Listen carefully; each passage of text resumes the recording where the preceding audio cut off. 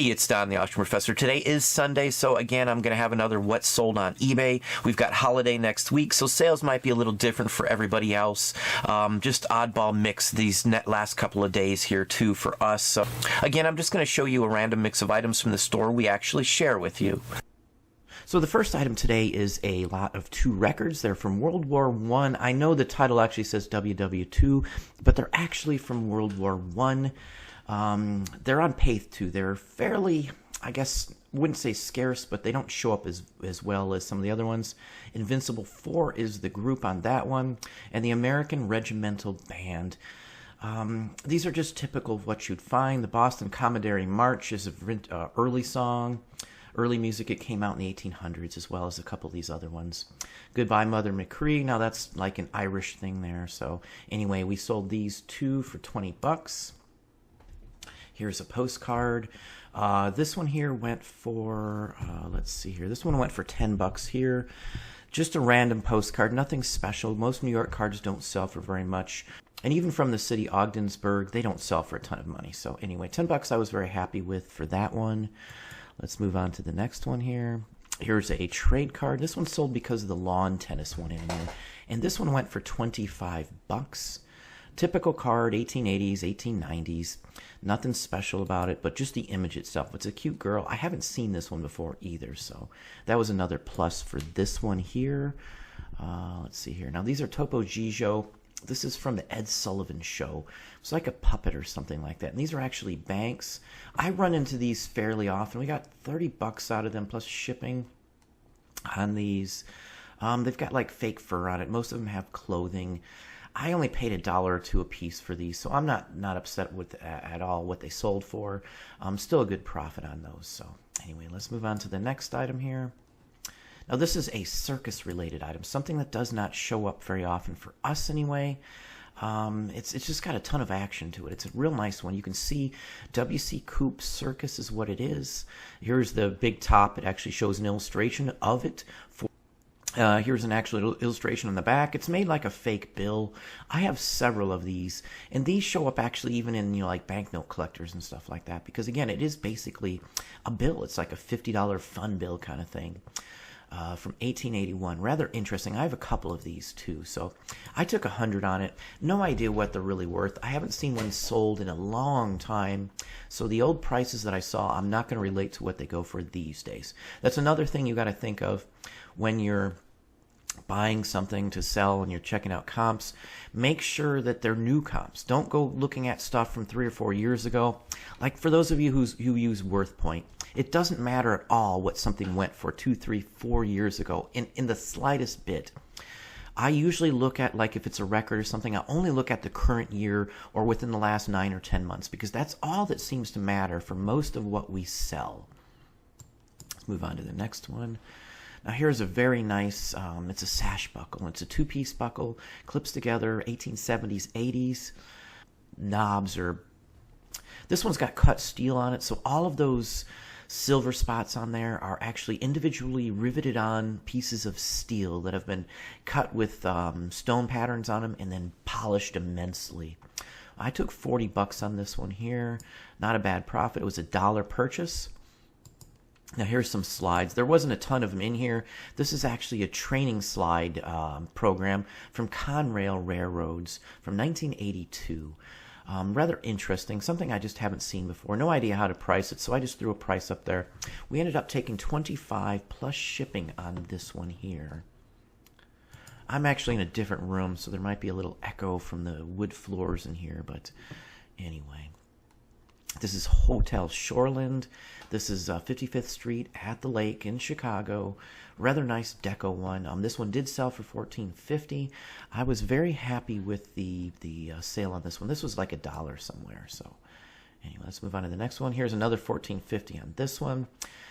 Piedmont Airlines, the Pacemaker. This is a fairly, I shouldn't say common one, but it does show up and sells fairly well. This is average about $8 for this one here.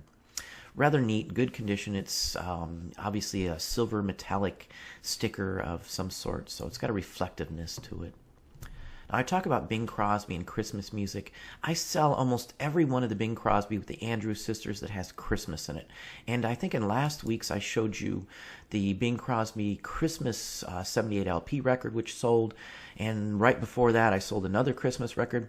I think we've sold like 12 or 15 in the last 10 days, Christmas-related only 78 records. So that's just something that I personally always look for, especially this time of year.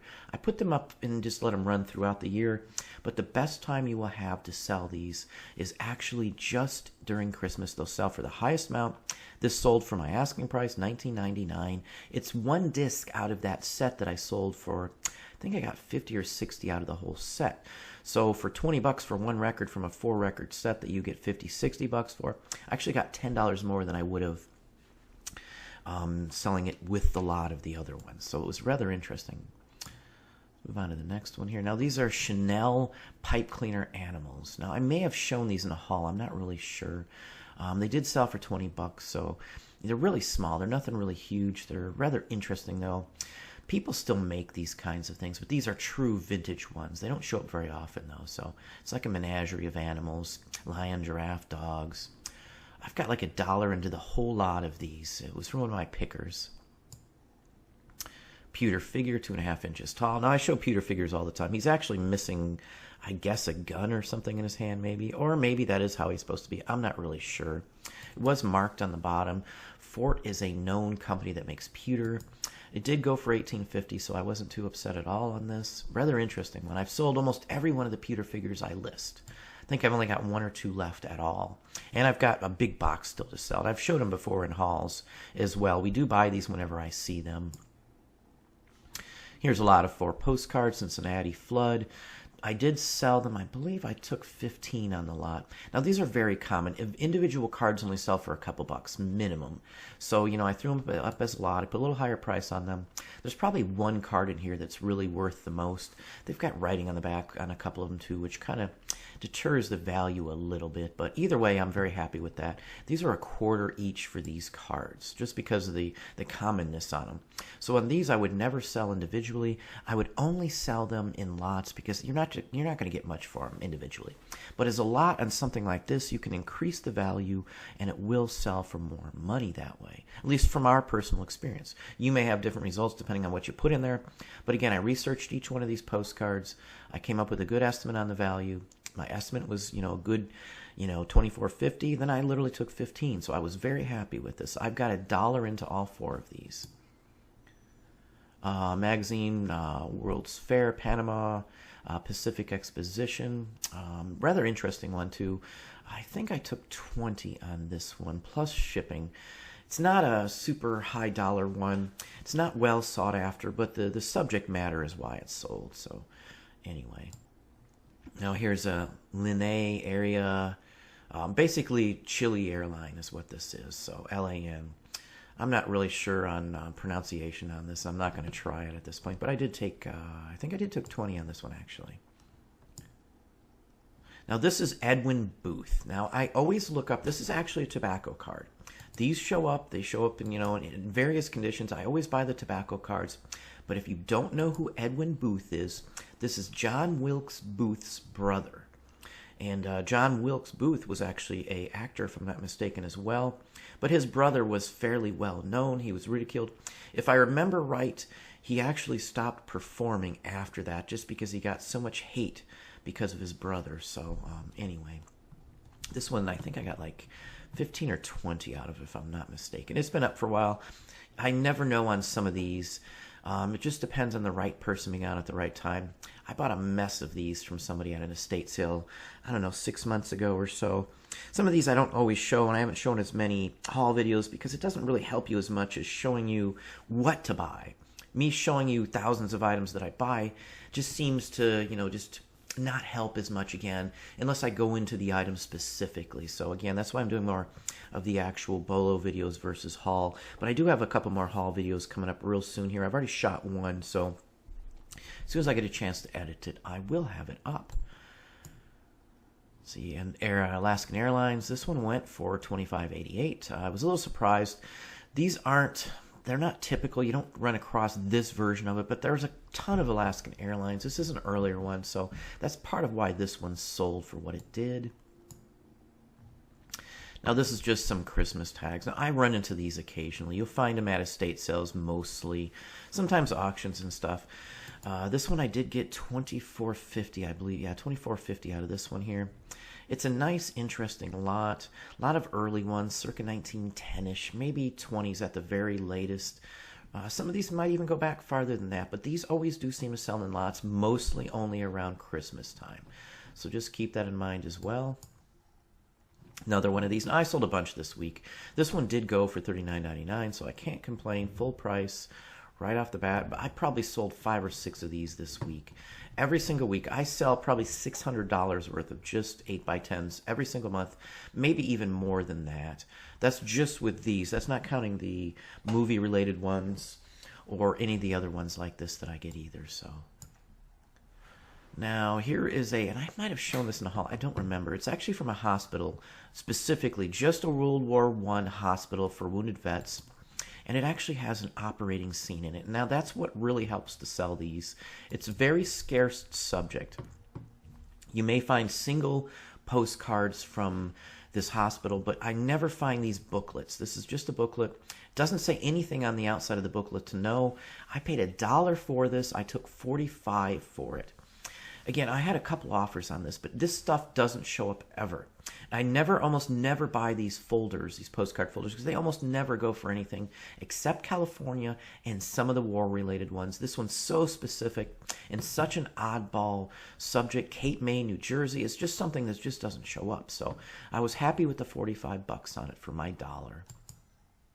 Here's a poster stamp. I took $88.50 on this one. Rather interesting. I had it up for a little while. I believe this is actually in the animated title for my channel here that we just saw in the beginning of this video. I think this is one of the last few items that I haven't sold up until now from that video. If you're unaware, the animated title for the Auction Professor is actually items that I have. So if you look, I think you will see this one in there, but $88 basically out of this one. This is probably one of the last World's Fair 1903 ones of this type I had. I had a bunch of these at one time, but they sell fairly well. Now this one I'm almost sure I showed in a haul. These are Zorro figures. Nothing spectacular. I took $15 for them. And again, I priced them high 3 times. So 3x on this one here. So $15 was right along the lines of what I expected to get out of them. I had a few offers. I turned down a few. I only buy these when they're non-damaged. Everything's there, still usable. Now, one of them is Gunga Din. The one in the top back right is Gunga Din. The rest are Mexican soldiers from the Zorro set. So anyway, they're all marks. They're all marked on the bottom as well, too. Very good ones here. This is the Hotel Moraine on the lake, Highland Park, Illinois. This one did go for $25, so you never know on some of these. This is merchandise. This is something, if they bought it at the hotel, they would have had it sent back this way or sent back to the room or something like that. So rather interesting. Some of the labels go for a ton of money. This one, I was pretty surprised that it sold that way. It's been up for a little while, 6 months or so. So, at the most, I have, say, I don't know, 30 cents in listing it, $1 or so into buying it too. So now I've shown some of these silks. If you're in my Patreon group, I showed some of these so you can see, how many of these I literally got. I got a ton of these. This one I did take $56.25 on. I marked down some of these just because I try to move things during the holidays sometimes. I do not pay eBay for any promoted listings. I would rather just mark them down myself and go from there because I don't want to give up any more of the money that I have now for eBay for that reason. So anyway, this one's a rather nice one. It's early. The person's already received it, left nice feedback. I sold 6 or 7 of these this week. I almost paid for them the first day I listed these. I sunk some money into these, close to $1,000 in one purchase here on some of these, plus a few other things. So anyway, I was pretty happy with that one. Now this is an early one. This is a 7 7/8 inch record. This is a 78. It looks just like the large 10-inchers, but it's a small version, like a 45 record basically. It's one-sided. This is extremely early. This is what the earlier ones were. They were small 7 or 8 inch records turn of the century, 1905, 1910. Frank Wilson is a well-known person back in the day, mostly all Victor records. I believe he's maybe on one of the early Columbia one-sideds, and there's some Paith with him on it as well, too. But anyway, I was very happy with this one. I sold it for $56.50. Again, on some of these, you will never find a comp on some of these records. Now, some people who are really heavy into the records may have a good idea on the value, but I don't collect these small ones. I don't collect these type of records at all. So I judge on what I see similar ones to.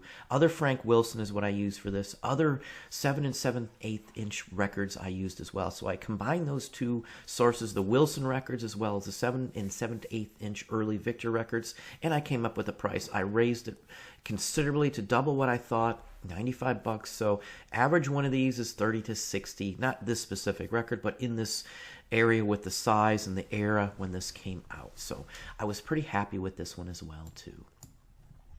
And last one I'm going to show you is just a roller skating rink label. Again, I sell a ton of these. This one did go for $25.88 as soon as I marked it down. And I've talked about the philosophy here too. When you're not selling things and they've been up for a while, go to markdowns and look up and sort them by the amount of watchers you have on an item, and only mark down the ones that have more than 2, 3, 4, 5, 6, 7 watchers. The more watchers they have without having a bid for a long time, the more likely it is that your price is way off, and that's why you're not selling it. When you price things too high, they just don't sell very well. So just keep that in mind. Now, again, I do price some things high, but not everything you can do that with. There's a ton of stuff you can, more stuff that you can't. I wouldn't price clothing considerably high. I wouldn't price shoes or anything like that unless you know it's going to sell at that price, just because your competition is so high. But in the areas that I sell in, there's very little competition. So whatever I have the ability to mark up high, I do. It's supply and demand. If there's no supply of the items I sell, I can raise the price as long as there's demand for them. But if there's, say, a Tommy Hilfiger shirt and there's 50 of them up, you can't do much with that at all. You have to mark it down. You have to be one of the lowest ones online to sell it. So that's another reason why I stray away from clothing and things like that, because I can't control the price of it or the market. I can only flow with the way the market allows me to. Now, if I'm doing vintage paper or something where I have no competition, or my competition is so low, my recognition with my feedback and my name recognition, things like that, do help push the prices up higher. So just keep that in mind on some of these items. But that's what I have for you today. Again, it's just a random mix of items, trying to show you a broader mix. We sold a ton of records, a ton of postcards and things like that. Military items, toys, of course, this time of year. But some of the items I've thrown in here, I try to put in here just because I've shown them in hauls, and I've talked about many of them before. But that's what I got. Well, there you go. There's some items that we sold. Again, just a random mix. Hopefully that gave you some ideas and some thoughts. If you enjoyed the video, please hit the like button down below. You can also hit the bell icon to be notified when I post new content or go live. Subscribe and tell a friend.